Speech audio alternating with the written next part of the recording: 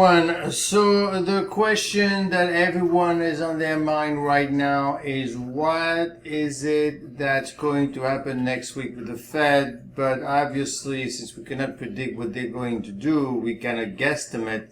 But more importantly, we need to understand what the market is going to be doing next week. That's the most important thing. But to do that, what we should do really is take a look at the other side of the coin. You know, lots of people are talking about the recession. Let's try to understand what it is that these people are referring to when they're concerned about potential, accident waiting to happen and things of that nature.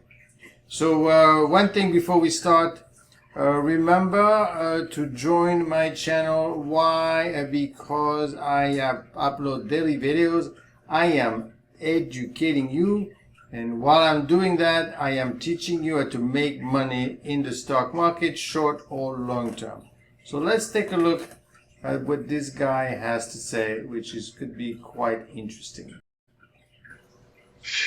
Oh, Neil, I'm so happy I could talk with you to attempt to revitalize what must have been a painfully quiet and boring past few weeks of news for you. You're right, Myron. But you've been looking this apart from all these, fundamental developments, because you read the technicals. And what do the technicals tell you? Well, so when he's referring to technicals, essentially the idea here is to say that the movement of the stock is analyzed purely on the movement alone. Well, it makes sense, right? Because it's like exactly when you're trying to predict the weather, what do? You say in the wintertime it's going to get cold, in the summertime it's going to get hot, right? Can't go wrong. So they're basically predicting how hot it's going to get and how cold it's going to be. So they're purely looking at what we call the price risk, the probability that the movement of the stock is tied to some sort of pattern it's trying to look. And this patterns into everything. So frankly, that's what this guy is doing. Right now, the technicals are getting more and more bearish. One of the things that, when you know that I'm very much maybe 99 and 44, 100% ivory technician and not fundamentalist. But the one fundamental thing I like to look at, Neil, at extremes is valuation. Valuation is completely useless, usually. It can give you an idea when you get to real extremes on the low side. Okay, so what he's basically saying is, while he believes in a price movement only, he really wants to tell you that when he only uses valuation, meaning the intrinsic value, what is something really worth? Well, when you buy a house, how much do you think your house is worth? Or when you buy anything, how much do you think it's worth? It's only worth someone is willing to pay for it.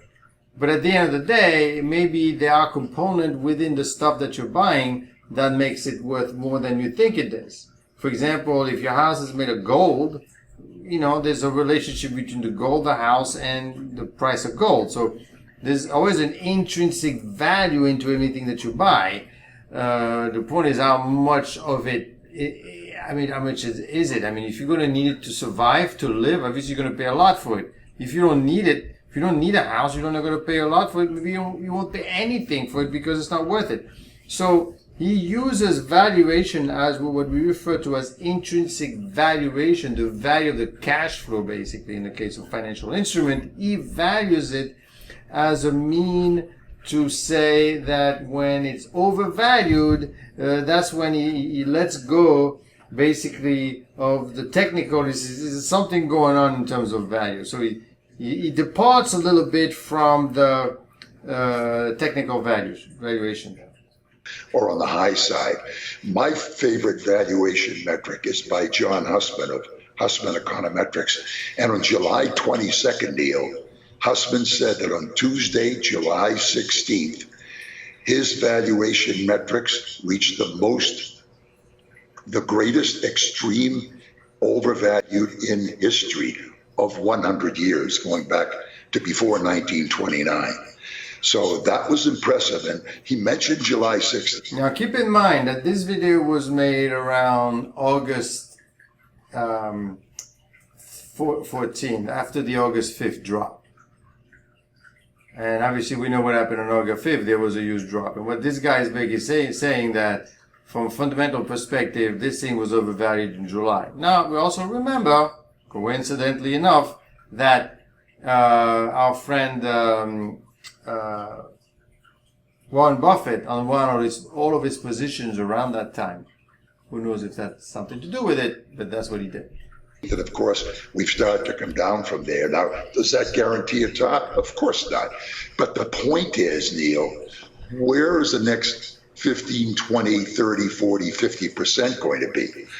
My evaluation of the upside potential from current levels is we have a 0 to 5% chance of going up 10 to 20% from here. And we have a 50 to 70% chance of going down more than 50. Okay, so basically he's saying the market is going to crash. Now that was August 15th. So you could always say a bunch of things about a bunch of stuff. Now, obviously, he is a Wall Street expert.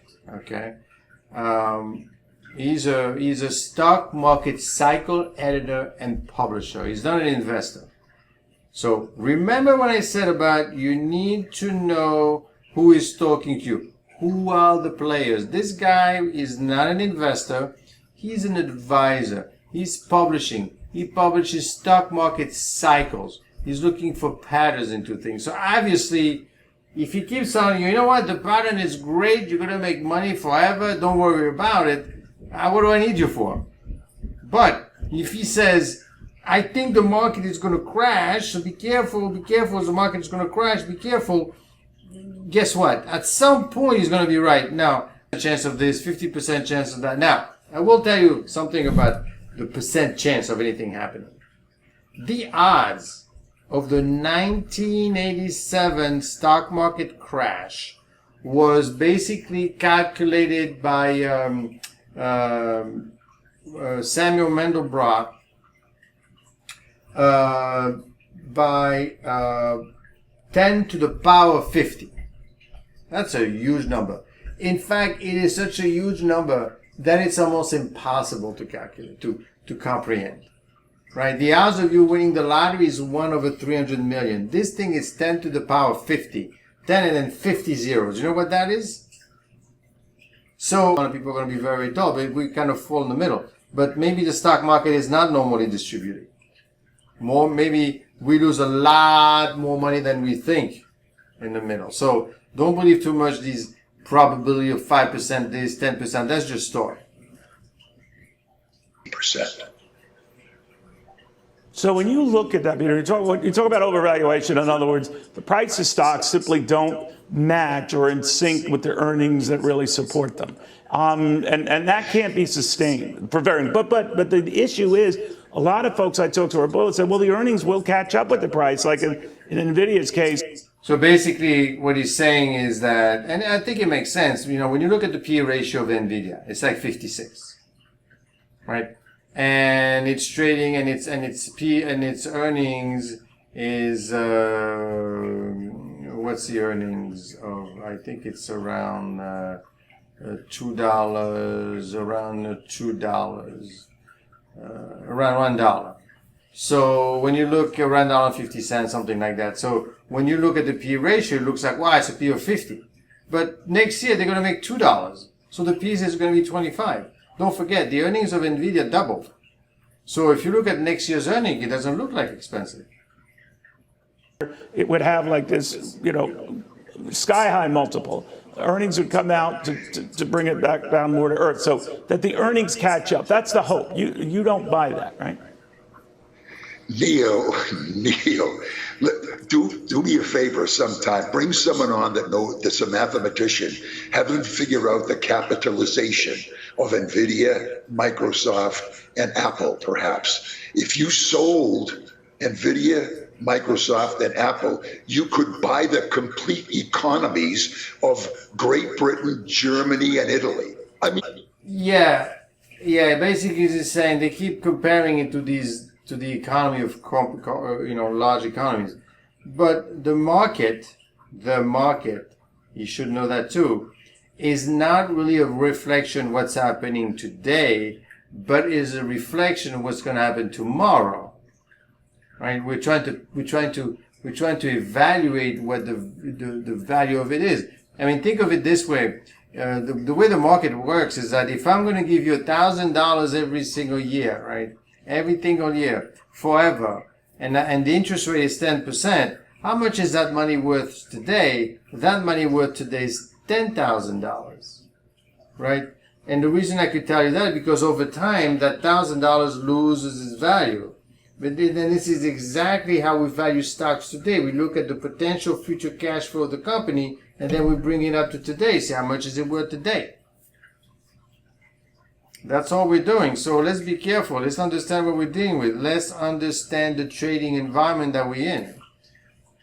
Everything in that country that's listed on their stock exchange, you could buy their complete economies with 3 stocks. I'm sorry, that is ridiculous.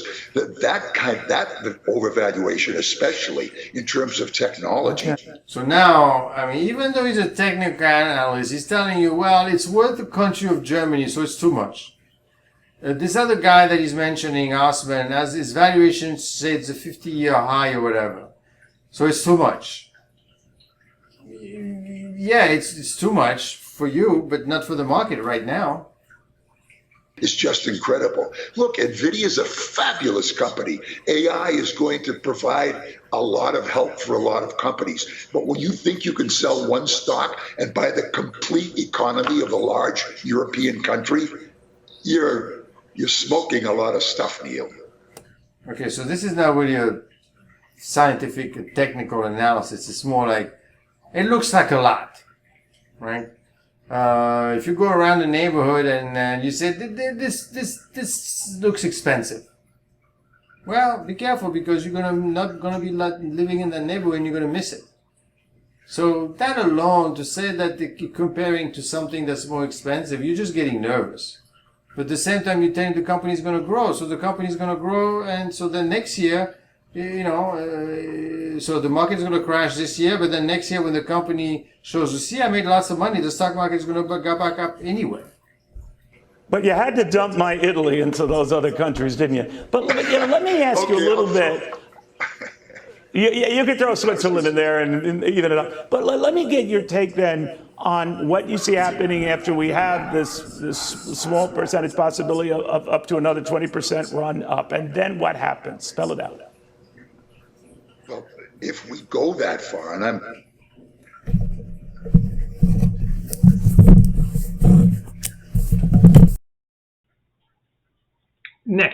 Next, let's take a look at another person looking at the charts themselves. At disappointed the markets. What's your take? Yeah, so I mean, I focus on the price charts. To me, all the economic Is focusing on the price charts. Again, these are people that are basically looking at the way the stock moves to decide how it's going to move next. data like that is clear as mud. I mean, nobody knows what's going on. Even if it's like expected numbers, it's just people who do those reports, it's what they expect. It's maybe not exactly what the general masses actually expect. So I don't look into it too much. I think the markets, I mean, a lot of people, I heard people before saying they expect the Fed to cut 1 percentage point, and others are saying 50 basis points, a quarter basis points. I really think, the Fed is playing a much bigger psychological game. They're not just tying it on to some. Now remember, I did say that before, that this is three-dimensional chart. This is not as simple as, is the Fed going to cut 25 basis points or are they going to cut 50 basis points based on the idea that do they think that the inflation is being beaten up? If they do, then they're going to lower, the rates, right? So because you don't need to keep them that high because inflation is not there. So then you're going to lower the rates. Or are they lowering because everybody is agreed that they're going to lower the rates, Or are they lowering it because they think that there's going to be a recession? What are they thinking? Maybe they're thinking beyond that. Maybe they're thinking that who's going to be the president? Who's going to be the president of the United States next? Because if there's this one, maybe they're going to have an expansionary policy in terms of taxes, or they're going to borrow lots of money. Therefore, we need to control the money supply. Therefore, you know what I mean? There's, three-dimensional chess. The data that comes out. I think if they do anything bigger than a quarter basis points, they're going to shock the system. I think it's actually going to be mentally, it's going to give the wrong impression. So well, hold on, buddy, because now what's happening is what we're thinking is the market is saying, like the market is like a child, and the market is saying, I want some downgrade. I want you to reduce the rates. The rates are too high. You got to lower the rates. You got to lower the rates. The rates are too high. Why? Because the market does better when rates are lower. Plus, there's no reason to keep them that high because we have beaten the inflation. Plus, the longer you keep the rates high, the longer you're going to potentially put us in a recession if we're not already in one. So lower the rates. But you have to be careful. You have to be careful because we are going to need a certain amount of inflation in the market. We need inflation to keep things going. And the Fed needs powder. If it lowers the Fed to the rate to zero, and then you have a recession, what do you do after? So that thing is going to be measured very. Remember, the Fed raised rates by like 500 basis points. Now we're going to lower the rates very. So with the rates of the Federal Reserve rate, right? So let's be careful. do quarter basis points. Generally, I would think the data is probably going to support a quarter basis points. I think they're going to ease into it. They don't want to just go lopping off 50 basis points or one, because it's going to remove a lot of bullets from their gun when they ease it down. Well, that's what I mean. It's going to remove a lot of bullets from their gun because, in case there's a real recession, they're going to need to do something strong. So I think the markets are unfolding. The momentum in the last 4 or 5 trading sessions has rolled over on the stock market, and I think the stock market is starting to sell off. I think it's primed and ready for actually a fairly sharp leg down, another 4 or 5% drop here maybe over the next week, just because it didn't get any traction last week in terms of reversing and recovering. So we are definitely seeing the market struggle here, and other assets are holding up. Well, that's true. The market is struggling, right? It's struggling because it wants those rates. If it's not going to get those rates, it's going to be really pissed. Gold and bonds as a defensive play, which is nice, but the general market, I think, is struggling big time. It's already been down about 4% since the last week of August, the S&P 500, that is. So when you say it's starting to roll over, are you talking about a bigger downtrend, or are you referring to the start of the correction, which really happened as of end of August? Right. So if we take a look at my charts here real quick, here's the SP 500. Sure. We've had a sell. See what it is? They're showing you the rates. They're showing you how this thing moves up and down and the 52 moving average, and then basically coming up with the ideas. What do they think the next wave is going to be? Basically, it's going to be winter, summer, winter, summer, winter, up, down, up, down, up. Up over the past week and a half. It had a little bit of a bounce last week, and here we are, moving down again today, seeing a pretty big pullback. So if we were to just use some basic analysis, just based on this drop using Fibonacci extension and this bounce, it tells us where this move should most likely go. So right now the SP 500 is down as we speak about 1.10.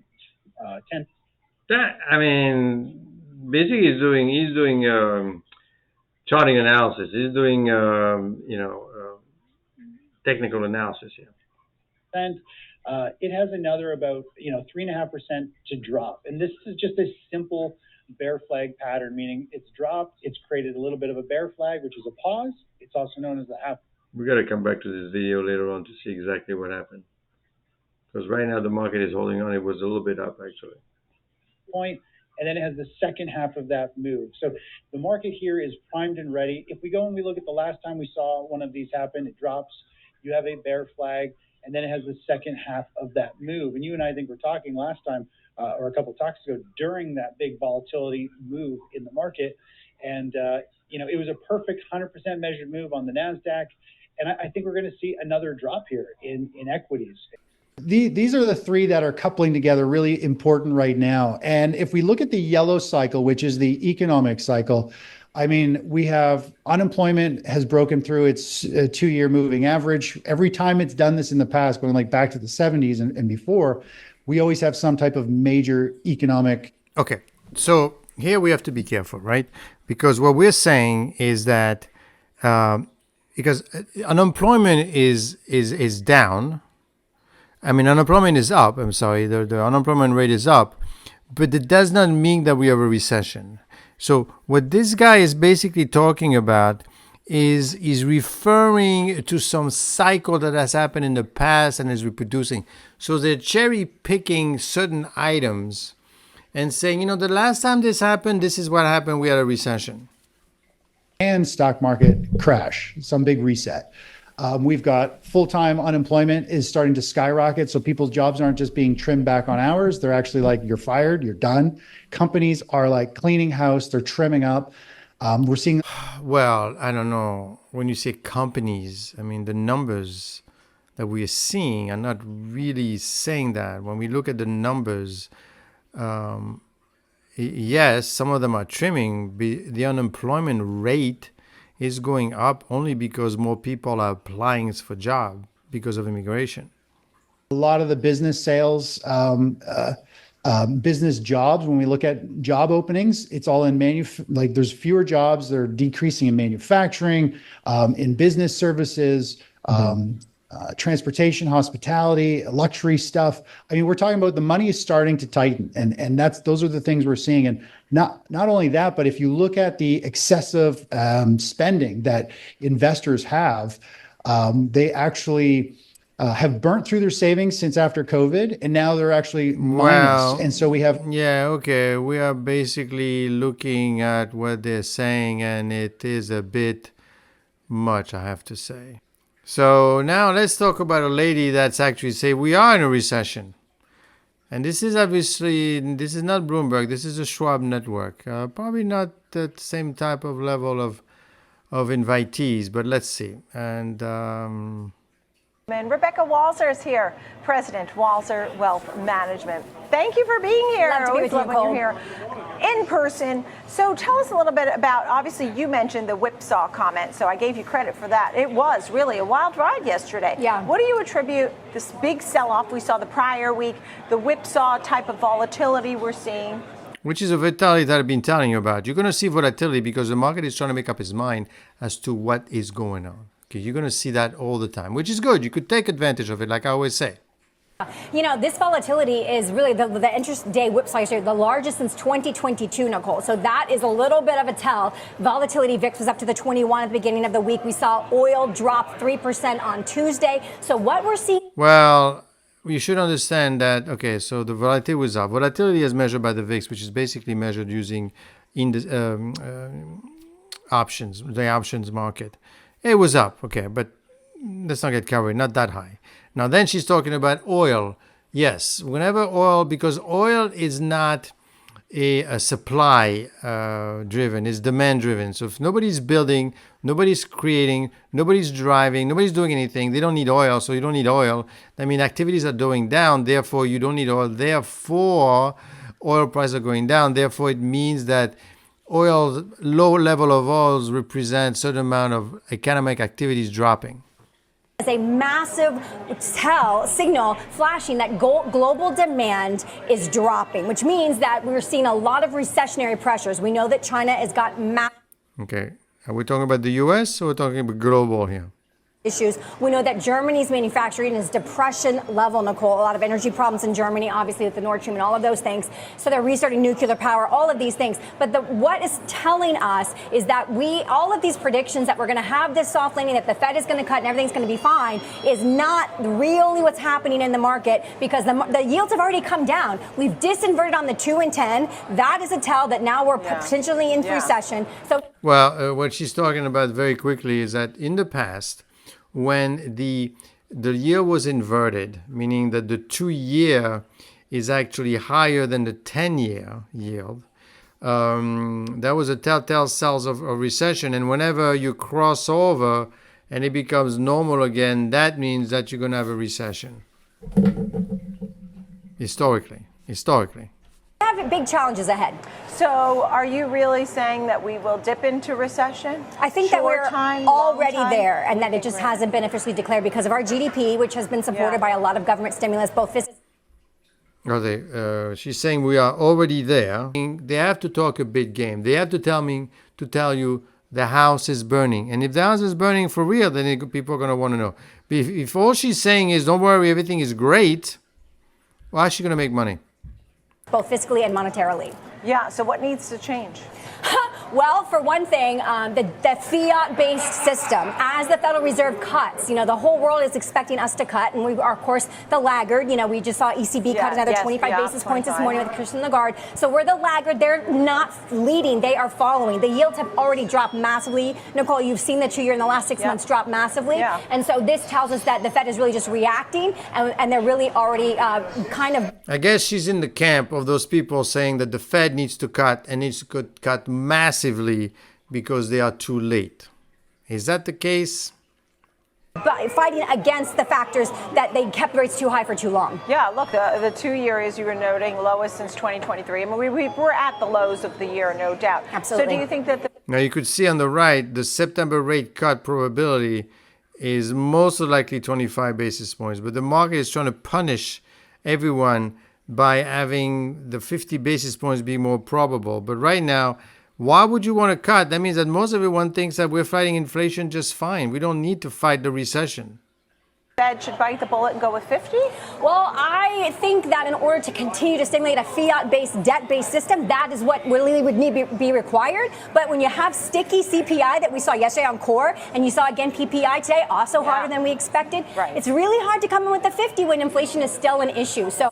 Yeah, she's saying that, the reason the Fed is not going to do anything is because they look at the numbers, and the numbers for the inflation are still very not gone completely. So you got to be careful. You don't want to tighten, and if you still have inflation, that's not going to work. I don't see how they're going to continue to walk that fine balance and have this soft landing scenario continue to be in the news. What did you think of earnings season? I mean, and you look at the forward earnings, there was a lot of concern about the consumer, no doubt, but what was your takeaway from earnings season? Well, I think obviously we had a mixed bag, and everybody that even if they had a double beat, they still gave us poor guidance, and so their stocks still suffered, right? And like, look at Apple, how are they going to monetize AI and things like this? But I like to go back to UPS in July as a really good leading indicator, saying that forward guidance was dropping and shipping is dropping in the U.S. Well, here's the idea, saying that how the companies are doing. The companies are doing great, except UPS, and UPS is like the canary in the coal mine, because it basically gives you the feel as to what's going to happen in the market, because if people don't buy anything, then packages don't get built. Therefore, there's going to be it's a lagged effect. Okay, so as you could see, all these people that are talking the game of the recession really don't have anything to show for it. They are ultimately letting you know that, I know you're not seeing it, but it's coming. And it's coming because historically these things have happened, and they're about to happen again. Therefore, we're crying wolf. I mean, it doesn't cost them anything to do it, right? What do you do as an investor? Well, it's good because you got these people talking a big game. The other people don't believe it. The Fed, we don't know. You want to create that volatility. That is essential. That is important. That is what you want to know. Remember, don't forget to subscribe to my channel, because every day I'm going to give you some valuable advice as to what's going on. Right now, the valuable advice is a few days left because September 18. Therefore, between now and then, there's going to be a lot of volatility. So how do you place that volatility in a short amount of time? Yeah, you could take a look at some call option on the S&P. They didn't do much of anything like a November or December option, December 31st. Call option on SPY. Didn't do much on Friday, but I bet you that on Monday something is going to happen, and it should be very interesting. So keep that in mind. Let's see if we could listen to someone else about recession talk. Is a co-founder and chief strategy officer alongside Agent Smith at Agent Smith, many other agents, your AI tools that you're using. So Mike is... So now this is not fundamental analysis. This is not analysis of the chart. This is AI analysis. So AI is going out looking for the stuff that you should find that you can't because you're too slow. Powell's way of creating some alpha between the market and himself in his favor, trying to outsmart your robots and stuff, keeping us guessing up until the move? Outsmarting our robots. oh, ye of little faith, Oliver. Look, did you guys think we would be going into this weekend coin flip 25 or 50 next week? That's pretty wild. Well, I'll tell you what. One thing that we do is we track sentiment around, phrases that pay like 50. So that's something that we do lots of work on some of the projects that we have. And yes, sentiment analysis. So basically what you do here, you use large language model because remember, right now, all of these people are talking, right? They're talking, the Fed is going to do this Fed is going to do that. They are talking, they're all talking, and then all these people are filling that room. And then what you do, you're coming in, try to figure out, what do they mean? What this thing does, it actually looks at everyone. It feels the sentiment. And using large language model, it tells you that whenever people talk this way, this is what happened. It's a much more accurate way of predicting because it's based on actual facts. Your brain is not... Yes, you could say that I know that every winter it gets cold and every summer it gets hot, but how often does this happen? Exactly at 80 degrees. This is why AI becomes important because there you have to believe that you're looking for patterns. Points. We have sentiment trackers on our Agent M page. He's our macro autonomous agent, and he has shown an unrelenting interest in that 50 basis points phrase. And he's been showing that, and that hasn't gone down. So it's almost like he was reading into Nick Timmerose. So you notice now, looks like 50 bips is up. Now you got to be careful because if we don't get that 50 bips, the market is going to be very disappointed. Reading Jay Powell's the market has been going up because of the 50 bips. Motivations and agenda, perhaps, and realizing, hey, this was never say die. The money markets are going to tell you one thing. They're telling you 14% beginning of this week. Now it's back to the coin flip, as you guys just mentioned. We've been on that. We have been on that. But the other thing that we've been on is what are the unintended consequences of that? At Agent Smith, really Agent M every morning at 5:45 has a full readout integrating all of the macro, all of the policy, all of the psychodrama regarding all of the macro instruments, tying it back. It is psychodrama. It is emotional. It is like having a child, right? A 5-year-old child. The market is like a 5-year-old child. And you shouldn't find out what the child is going to do next. The data, and these are the things that we're worried about here going into next week. Okay, let's talk about the possible effects. But firstly, can you give us some idea what data, was it the language, was it the numbers, what in your tools were getting picked up, what inputs were getting picked up that were arguing for that 50 bips? Again, it was, a lot of people come on here and talk about quantitative analysis, and they're saying, well, this is a quality market, or we're in defensive mode. We are literally keying in on things like how much is 50 basis points mentioned? How much is politicization of the Fed mentioned? We're actually picking up on these actual phrases and analyzing that, but then we're analyzing that alongside some of the data. Look, we can look at CPI and say, oh, that ran slightly hot. It didn't really run hot enough for anyone to get concerned. Obviously, when markets dip and move on a CPI, on a PPI number, they're going to react to it, and they're going to overreact and knee-jerk to everything.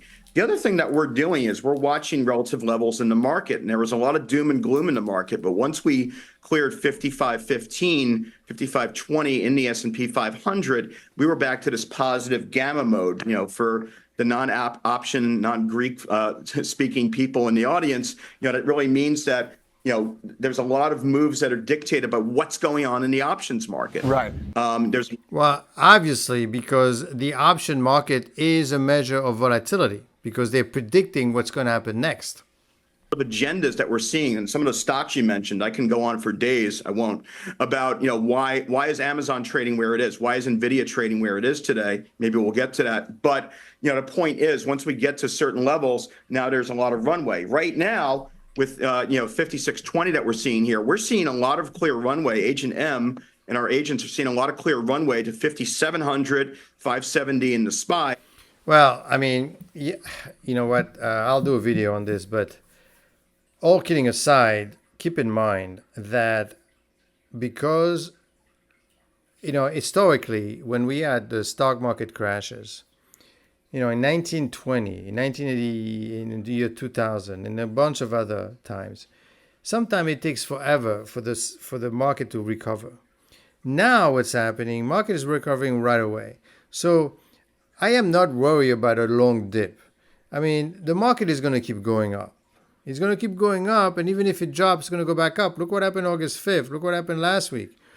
Why? Because, and I'll do a video on this tomorrow, but basically, there is a tremendous amount of money coming into the system driven by the Fed and by the rates policy. So it can only go up, unfortunately. And that's the reason why you get such lofty valuations. Where is the money going to go? And we'll go from there. We'll see if it gets exhausted. But a lot of positive signals from the options environment going into next week. Granted, very volatile week. We know it's triple witching and index rebalances on Friday, the Fed Wednesday, obviously. And then Wednesday morning, we also have the VIX expiration, which, certain months does wreak havoc upon the prevailing trend. So we're watching all of that in these levels real time 24/7 here. Okay, I like that. Mike, the fundamentalist inside of you, the pre-machine man, the pre-AI man, thinking about kind of the difference between 50 bips out of necessity versus like 50 bips out of celebration. I feel like one's better for the market. Imagine, this is how we're splitting this thing. Literally splitting the hair in half. So think about this overall going forward, going into next week. Realize that there's a lot riding on it. But we're not trying to predict the market here. We're trying to take advantage of it. And you need to I've done that all week last week. Take a look at my Patreon channel. Look at it, understand it, and see it. So I will see you on Monday for another session. Quite volatile session, I must say.